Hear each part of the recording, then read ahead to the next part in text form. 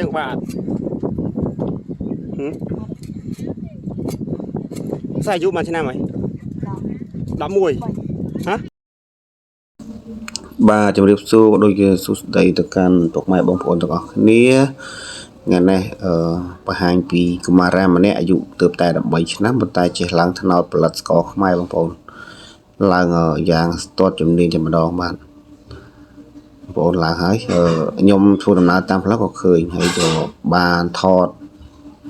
វីដេអូខ្លះៗឲ្យបងប្អូនទាំងអស់គ្នាបានឃើញហើយខ្ញុំក៏បានឡើងទៅដល់លើចុងថ្នោតដែរដើម្បីថតព្រោះអត់មានដ្រូនមានអីបោះអញ្ចឹងបងប្អូនអញ្ចឹងកាមេរ៉ាមែនត្រូវឡើងតាមតិចចម្ឡើងបងប្អូននិយាយទៅជីវិតគឺជាការតស៊ូបងប្អូនអើយមេង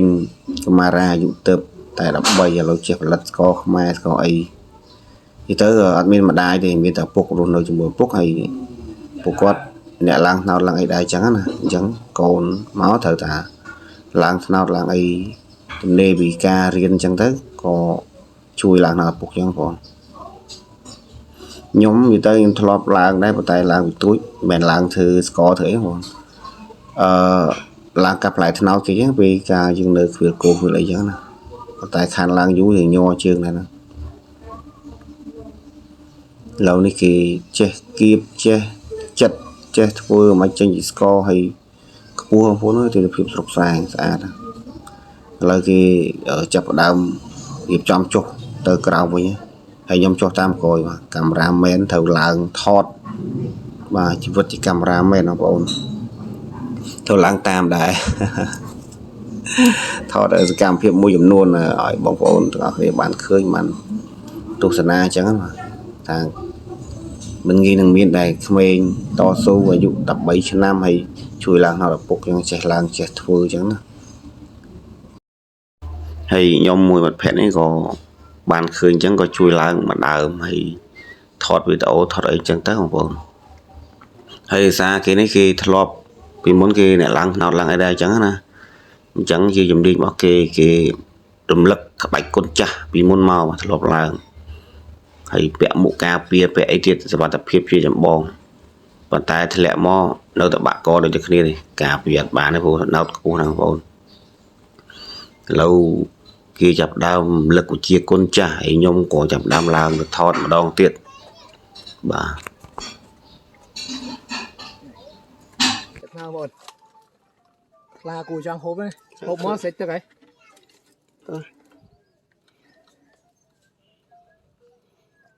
ផ្អែមអត់ផ្អែមបងប្អូននេះយើងថ្ងៃក្តៅអញ្ចឹងយើងនេះពេលល្ងាចវាចេញពេញលេងមកពេលផ្អែមយើងអ្នកខ្វះជាតិស្ករដាក់ពេលយើងធម្មជាតិចឹងណាបើអ្នកខ្វះជាតិស្ករហូបបានគេទៅបងប្អូនអើយខ្ពស់មែនតើណាចេះភាពស្រុកស្រែនិងស្អាតទៅទៀតហើយចំពោះថ្នោតដែរគេហៅថ្នោតឈ្មោលបងប្អូនថ្នោតឈ្មោលវាមានផ្កាវាវែងអញ្ចឹងណាហើយយើងចាត់ចុងវាបន្តិចចឹងមកដើម្បីឲ្យវាមានចេញទឹកជាងអីប៉ុន្តែអាហ្នឹងគេគៀបគេអីហើយអាហ្នឹងបាត់ពិសោធន៍របស់គេធ្លាប់ធ្វើចឹងប៉ុន្តែខ្ញុំអត់ទៅដឹងទេឥឡូវយើងក៏ច្រកកំពង់យកកំពង់ហ្នឹងមកច្រកយកទឹកអីហ្នឹងហើយចំពោះថ្នោតញីគឺវាមានផ្លែដែលគឺយើងយកទៅហូបយកស្លយកទៅប្រើប្រាស់អញ្ចឹងណាហើយចំពោះថ្នោតដែរបងប្អូនដឹងស្រាប់គឺគុណប្រយោជន៍វាច្រើនមែនទែននិយាយទៅអត់មានឡើយណាចោលទេបងប្អូនតាំងពីស្លឹកធាងផ្លែផ្កាដើមនិយាយទៅគុណប្រយោជន៍វាគឺយកទៅប្រើប្រាស់បានច្រើនមែនទែនក្នុងចំណោមដើមឈើទាំងអស់អញ្ចឹងណាហើយឥឡូវកាមេរ៉ាមែនចាប់ដើមរៀបចំចុះទៅវិញแล้วបងប្អូនតែឲ្យអ្នកឡើងគេចុះទៅមុនអញ្ចឹងចំពោះវីដេអូគឺអត់មានអីច្រើនទេបងប្អូនហើយក៏អរគុណបងប្អូនទាំងអស់គ្នាដែលបានចូលទស្សនាហើយសូមជូនពរឲ្យបាទជួបតែសេចក្តីសុខបាទទាំងអស់គ្នាហើយបើពេញចិត្តថ្នោតខ្មែរបាទបងប្អូនក៏ភ្លេចឲ្យជួយ share ក៏ដូចជា comment រកការខុសឆ្គងទាំងអស់គ្នា